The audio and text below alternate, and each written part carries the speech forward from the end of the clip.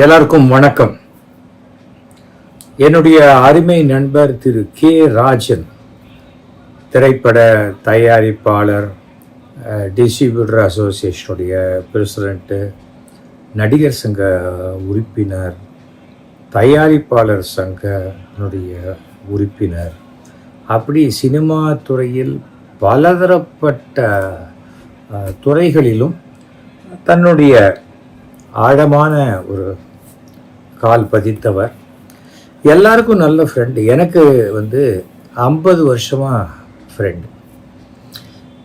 ஐஸ்ரீ வேலன், எம்ஜிஆருடைய அமைச்சரவையில் இருந்தவர், மிகச்சிறந்த நகைச்சுவை நடிகர். இன்றைக்கு வேல்ஸ் யூனிவர்சிட்டி என்று நடத்தும் ஐஸ்ரீ கணேஷனுடைய அப்பா.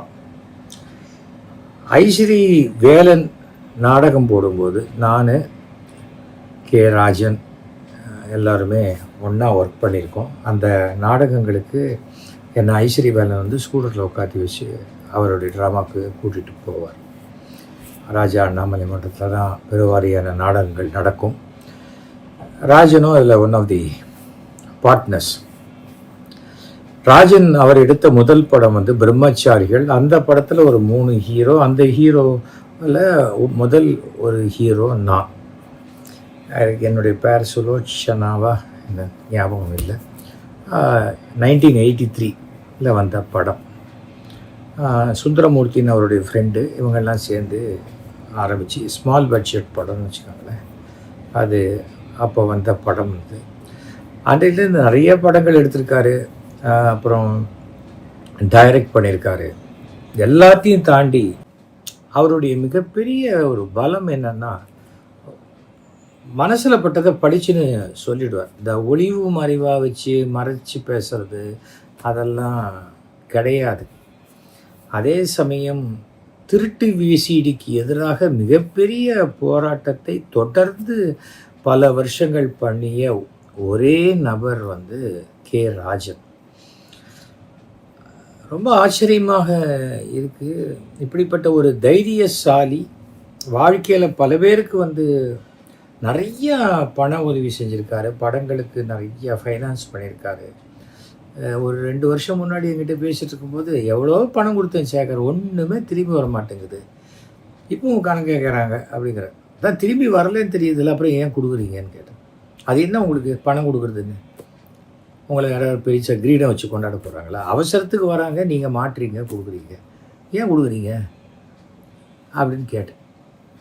ஏன் நீ கொடுக்க மாட்டேன்? நான் கொடுக்க மாட்டேன். எனக்கு கடன் வாங்குகிற பழக்கமும் கிடையாது, கடன் கொடுக்குற பழக்கமும் கிடையாது. அதான் ஜாலியாக இருக்கு நீ அப்படின்னாரு. இது எதுக்காக சொல்கிறேன்னா, அந்த திருட்டு விசிடியை சாதாரணமான போராட்டமாக நடத்தலாம். அரெஸ்ட் பண்ணிவிடுவாங்கங்கிற அளவுக்கெல்லாம் அவருக்கு இப்போ பிரச்சனைகள்லாம் வந்திருக்கு. இருந்தாலும் அந்த சினிமா துறையில் நம்ம இருக்கோம், அது எப்படியாவது நம்மளுடைய பார்ட்டிசிபேஷன் அதை காப்பாற்றுறதுக்கு இருக்கணுங்கிற அளவுக்கு போராடியவர் ராஜன். முதலமைச்சர் ஜெயலலிதாவுக்கு ஒரு பாராட்டு விழா எடுத்த பொழுது நான் ஒரு ஸ்கிட்டு போடுறேன் 10 நிமிஷத்துக்கு. இவர் ஏதோ முதலமைச்சர்கிட்ட ஒரு கோரிக்கை வைக்கணுங்கிறாரு. அலோவ் பண்ணலை. அதெல்லாம் பண்ண முடியாது சார் அப்படின்ட்டாங்க. என்கிட்ட சொன்னார், அவ்வளோதானே, வாங்க என் ட்ராமாவில் ஒரு சின்ன ரோல் மாதிரி வேஷம் மாதிரி பண்ணுங்கள், சொல்ல வாங்க, நான் சொல்கிறேன். என்ன ராஜன், என்ன எப்படி இருக்கீங்கிறேன். என்னத்தை எப்படி இருக்கேன், அதான் விசிடிக்கு எதிராக தான் போராடிட்டுருக்கேங்கிற மாதிரி ஆரம்பித்து கரெக்டாக 1 நிமிஷத்துக்குள்ளே அவங்க கோரிக்கையை வச்சுட்டு போயிடணும். ஏன்னா என் ட்ராமாவே 10 நிமிஷம்தான். அதில் நான் உங்களுக்கு ஒரு 1.5 நிமிஷம் கடன் தரேன் அப்படின்னு சொன்னேன். பண்ணினார். ஜெயலலிதா அதை கூர்ந்து கவனித்து இந்த திருட்டு விசிடிக்கு எதிராக என்ன பண்ணணுமோ அதை பண்ணணுங்கிற அளவுக்கு அந்த ஒரு பார்வையை கொண்டு வந்தார். அந்த மாதிரி பல விஷயங்கள். ஆனால் 85 வயசில் ஒருத்தர் போய் சூசைட் பண்ணிக்கிறாருங்கிறது ரொம்ப ஆச்சரியமான ஒரு விஷயம். நிறைய பேர் 80 வயசுக்கு மேலே இருக்கவே மாட்டேங்கிறாங்க. அதை தாண்டி கடவுள் கொடுத்த ஒவ்வொரு நாளுமே ஒரு போனஸ் அப்படின்னு பெருமையாக நினைக்கக்கூடிய காலகட்டத்தில் இவர் ஏன் நல்ல ஹெல்த்தியாக தான் இருந்தார். அவரே தான் நடந்துப்பார். வாக்கிங் ஸ்டிக்கு அதெல்லாம் ஒன்றும் கிடையாது. வருவார், நல்லா டாலாக இருப்பார், கம்பீரமாக, ஒயிட் அண்ட் ஒயிட்டு. எந்த சினிமா ஃபங்க்ஷனாக இருந்தாலும் யாரை பற்றியும் கவலைப்பட மாட்டார். அது எதிராளி யாராக இருந்தாலும் பரவாயில்ல, அங்கே வந்து தடார் புடார்னு பேசிக்க பண்ணிடுவார். இவர் பைல்வான் ரங்கநாதருக்கும் இவருக்குமே முட்டிக்கிற அளவுக்கெல்லாம் போராட்டங்கள்லாம் வந்திருக்கு. பட் இந்த தற்கொலைங்கிறது வந்து இவங்க வீட்டிலேயே சமீபத்தில் வேறு யாரோ தற்கொலை பண்ணிக்கிட்டு தான் நான் கேள்விப்பட்டேன். அந்த மாதிரி ஒரு சூழ்நிலை வரும்போது எனக்கு அது தெரியலை. தெரிஞ்சிருந்ததுன்னா இவரை கவுன்சிலிங் போக சொல்லியிருப்பேன். ஏன்னா இப்போ வீட்டில் இருக்கிற யாரோடையும் இல்லாமல் இவர் மனைவி வந்து ஒரு 4-5 வருஷத்துக்கு முன்னாடி இறந்து போயிட்டாங்க. ஒரு பொண்ணு மேலே ரொம்ப ஆசை, 2 பசங்க. பட்டு தனியாக தான் இருந்தார். அதுவும் இப்போ ஒரு நுங்கம்பாக்கத்தில் ஒரு ஹோட்டலில் ரூம் எடுத்துக்கிட்டு இருந்தார். இதெல்லாமே கேள்வி. ஏன்னா கிட்டத்தட்ட 1 வருஷமாச்சு அவரை பார்த்து. ஒரு கடந்த ஆண்டு தயாரிப்பாளர் சங்கத்தினுடைய அந்த எலெக்ஷன் சம்மந்தமாக நான் மீட் பண்ணேன். அவ்வளோதான். அதுக்கப்புறம் பார்க்கல. ரொம்ப மனசுக்கு சங்கடமாக இருக்குது. நாம் உயிரோடு இருந்து நேச்சுரலாக இறந்திருந்தால்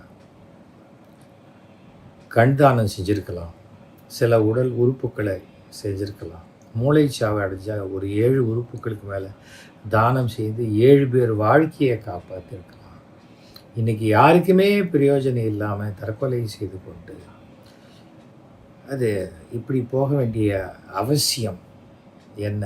வேறு ஏதாவது ப்ரெஷர், நீ இந்த நிமிஷத்தில் நாளைக்குள்ளே நீ இந்த பணத்தை நீ வைக்கலைன்னா உன்னை கொண்டுடுவேன், குடும்பத்தில் இருக்கிறவங்களுக்கு, அந்த மாதிரி ஏதாவது வந்து ஒரு புஷ் பண்ணி அவர் இந்த நிலைமைக்கு வந்திருந்தால் கூட அது போலீஸ் கண்டுபிடிப்பாங்கன்னு வச்சுக்கோங்களேன். ஆனால் அதை தாண்டி இந்த போராட்டம் என்பது வாழ்க்கையே வாழ்ந்து காட்டி ஜெயிப்பது தான் வாழ்க்கை.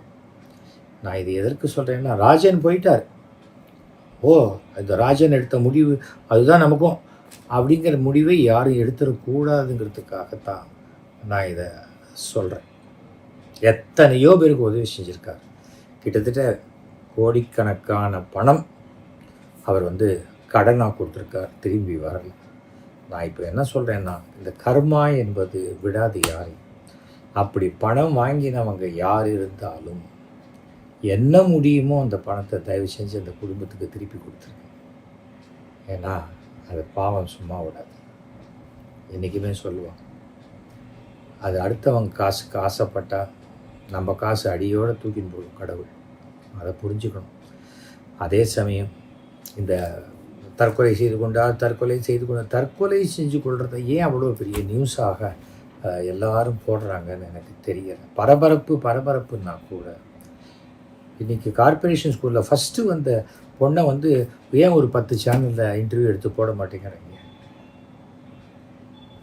எனக்கு வருத்தமாக இருக்குது. எல்லா நெகட்டிவ் விஷயத்தையும் பெருசுப்படுத்தி கொண்டே இருந்தால் அடுத்த சமுதாயமே நெகட்டிவான சிந்தனைக்கு போயிடுங்கிறது தான் என்னுடைய கருத்து.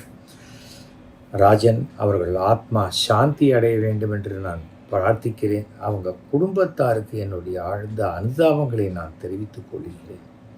இந்த காரியங்கள்லாம் முடிந்த பிறகு தயவு செஞ்சு இந்த குடும்பத்தில் இருக்கிறவங்க கவுன்சிலிங் போங்க. ஏனென்றால் நம்ம மன அழுத்தத்தை எங்கேயாவது ஒரு இடத்துல சொல்லி அதை சரி பண்ணிக்கலாம். யாருக்கு கஷ்டம் இல்லை? எல்லாருக்கும் கஷ்டம் இருக்குது. அந்த கஷ்டத்தை தாண்டி ஜெயிப்பது தான் வாழ்க்கை. வாழ்க்கை என்பது வாழ்ந்து பார்க்கணும். அதுதான். நான் சிரிச்சிட்ருக்கேன். எல்லாம் கஷ்டம், எல்லாருக்கும் கஷ்டம் இருக்குது. அதை புரிஞ்சுக்கணும். ஒருத்தன் சொன்னானா, எனக்கு எவ்வளோ கஷ்டம் தெரியுமா, எங்கள் வீட்டு பாத்ரூமில் 1 வாரமாக தண்ணி வரல அப்படின்னா. அதுக்கு இன்னொருத்தன் சொன்னானா, உனக்காவது பரவாயில்ல, பாத்ரூமில் 1 வாரமாக தண்ணி வரல, எனக்கு 1 வாரமாக பாத்ரூமே வரல, எவ்வளோ கஷ்டம் தெரியுமா. நான் இது எதற்காக சொல்கிறேன்னா, எல்லாருக்கும் கஷ்டம் இருக்குது. அந்த கஷ்டத்தை தாண்டி ஜெயிக்கணும். அடுத்த தலைமுறைக்கு உதாரணமாக வாழ்ந்து விட்டு போங்க. அதுதான் நான் இன்றைக்கி சொல்கிறது. மீண்டும் என்னுடைய அருமை நண்பன் ராஜனுக்கு என்னுடைய ஆழ்ந்த இரங்கல்களை தெரிவித்துக் கொள்கிறேன். ஏன்னா ஆத்மா சாந்தி அடைய வேண்டும். நல்லபடியாக நான் ப்ரே பண்ணிக்கிறேன். நன்றி.